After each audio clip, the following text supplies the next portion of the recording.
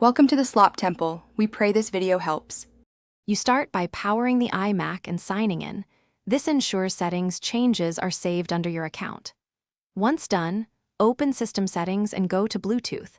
Turn it on so the Mac can scan for devices. Make sure your wireless keyboard and mouse are charged, or, if they support it, plug a lightning cable into the keyboard to force pairing mode. This first step sets the foundation, because an active Bluetooth radio and powered peripherals are required to discover and pair reliably. Next, put the keyboard into pairing mode by holding the power or connect button for about 3-5 seconds. You should see a blinking LED. On the iMac, watch the Bluetooth list and click the keyboard name when it appears.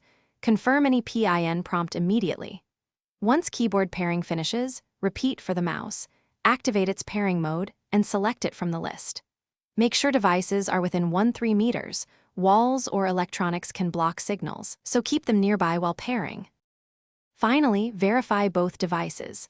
Type in notes and move the cursor to confirm responsiveness and latency. If pointer speed or gestures feel off, open accessibility or mouse and trackpad settings to adjust tracking, scrolling, and shortcuts. This optimizes comfort and productivity.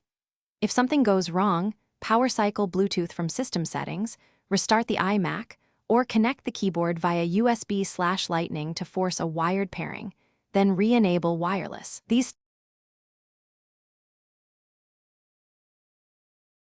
Thanks for watching. Consider subscribing if we helped you.